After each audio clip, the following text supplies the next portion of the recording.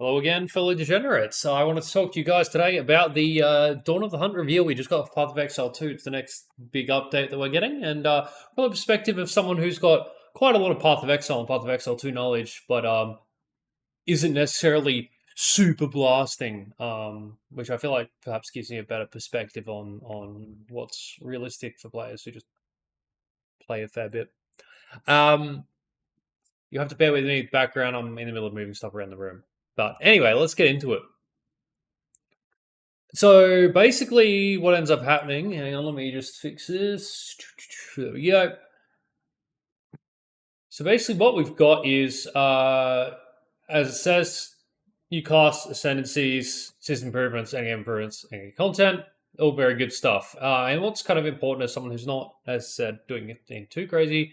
First off, the Huntress. I was super keen for the Huntress's reveal because I wanted to play Huntress when early access first dropped. That's kind of yeah, super cool. If anyone's keen for some spear throwing or even melee action, I'm actually more keen to the melee side. Then here it is. Should be heaps good. The Huntress Ascendancies, which have also got pictures of exactly what they do. Both look pretty nice. The Ritualist seems kind of odd. I say odd because it just has a lot of stuff. So we got Blood Boil, which they just went over. It's going to cause corrupted blood to spread amongst enemies when they die. You have this kind of headhunter node. Where is it? Right here, Ritual Sacrifice allows you to eat corpses to gain their boss for a time, and then be able to use your own life for that. So, really cool stuff. You got the extra recovery rate based on missing life just behind me. Give me a sec. That there. Some negatives that lead into +1 ring slot, which is really OP, and then increased effect. This charm stuff could be interesting with some of the new unique charms that are being added as well. We then have the second 100% Ascendancy, which is the Amazon. Looks like it has some pretty nice stuff. One of the things which I'll look at while it's on the screen here, up the top you can see these chunks of its health. Those there are the reveal weakness, which I'll just pull up the Amazon here. Basically, I'll look at that one first. Real weakness gets you around unique enemies. 50% more damage against enemies with an open weakness. So that's what this section of the health bar looks like it'll be. Basically, that means the weakness is open. You're going to do 50% more damage during those sections. You also then get the follow-up node, which is movement speed and skill speed with an enemy with open weakness in the present space. So you better chunk that health down super easy. Then we got the infused weapon here, which whenever you consume a power charge, it triggers those things. Well, any of the charges. All it does is just convert. Does an attack for 600%, which is huge. Does the conversion to that element, doing a huge explosion. That'd be really cool. And there's the blood boil stats. It scales with the enemy's health, does damage over time, blah blah blah. It seems like it's just excuse me, just good AoE.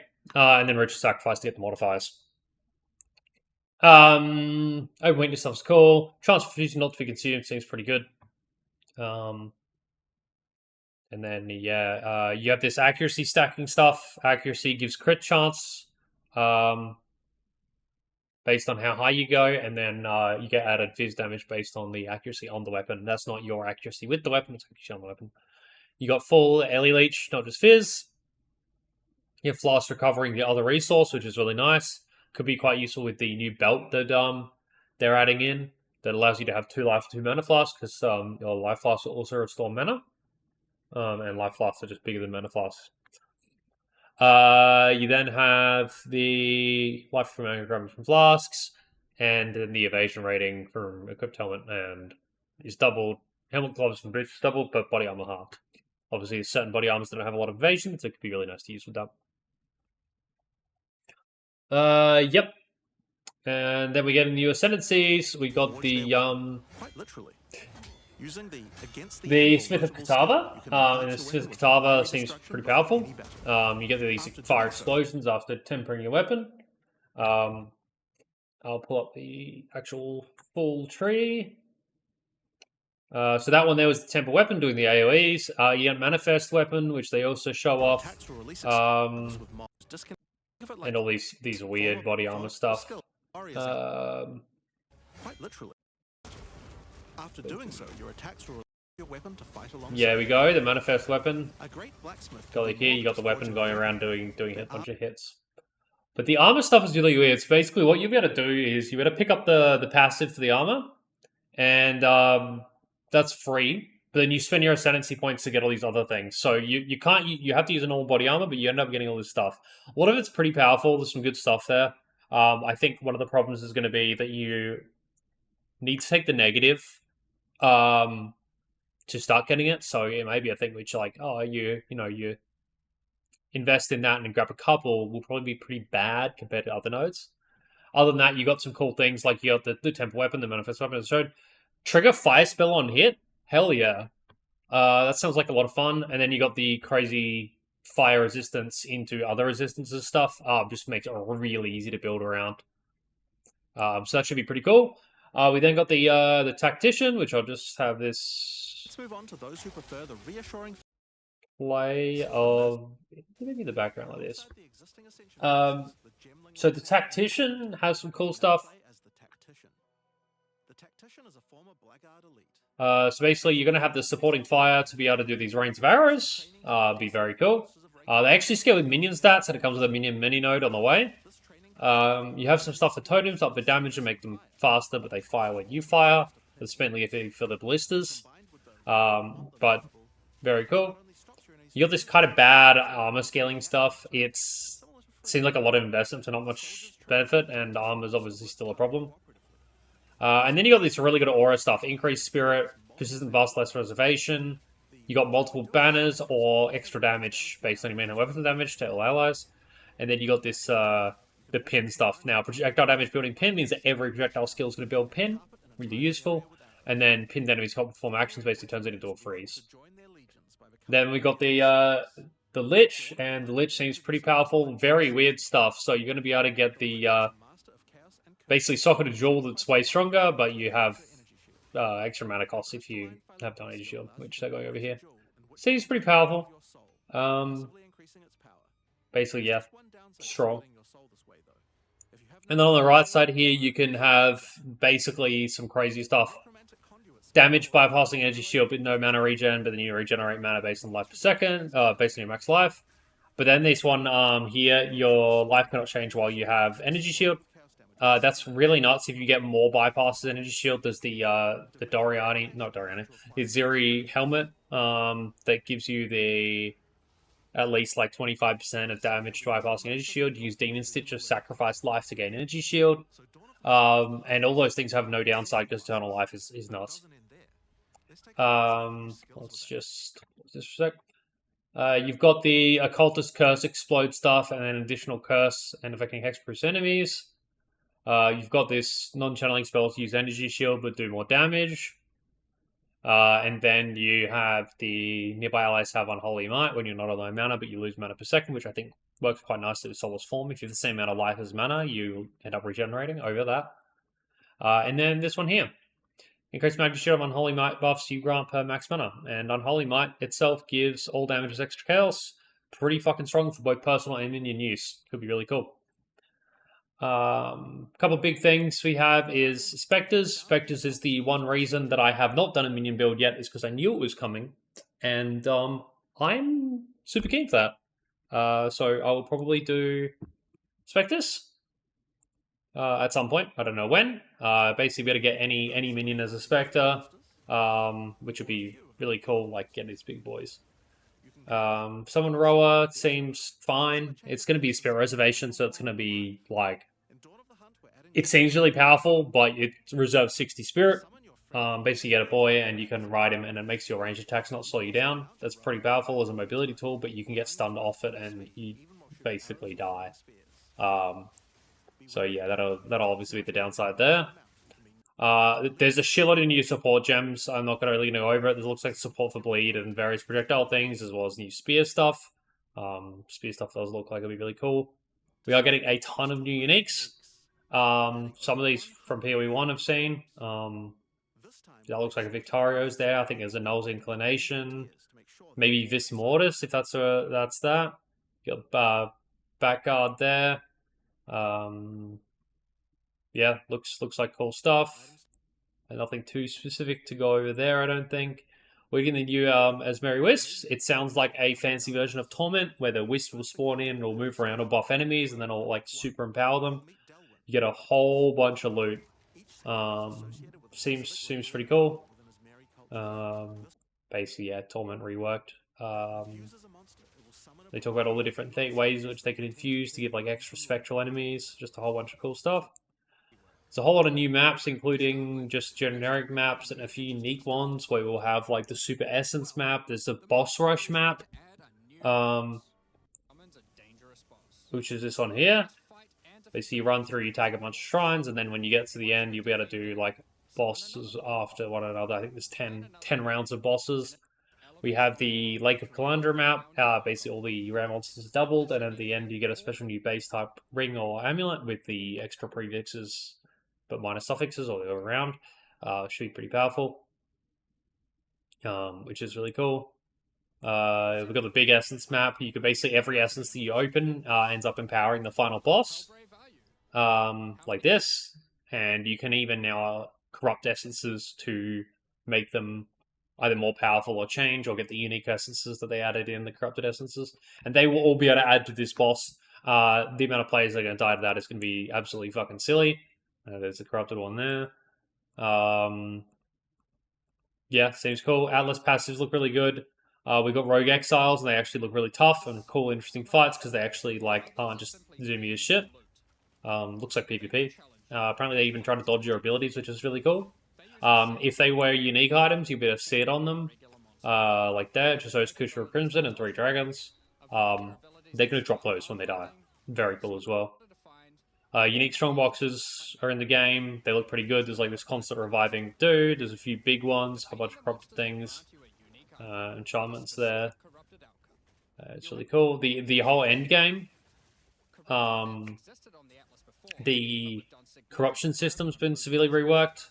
Basically, be able to get to these corrupted nexuses, which allow you to actually cleanse the corruption, which is the new method of progressing Atlas passives. Basically, you work through each tier. You need to cleanse a map or corrupted nexus of like each tier. There we go, and you get your skill points. When you cleanse them, you end up fighting cleansed maps, which allow you to get fractured orbs, which allow you to get the locks mods on items. Really nice for crafting. The whole quest progression seems like it's going to be way better with that, which is really nice. We then have tablets. Tablets are going to be twice as strong, but there's going to be less towers. Which, yeah, look at that. That's fucking crazy.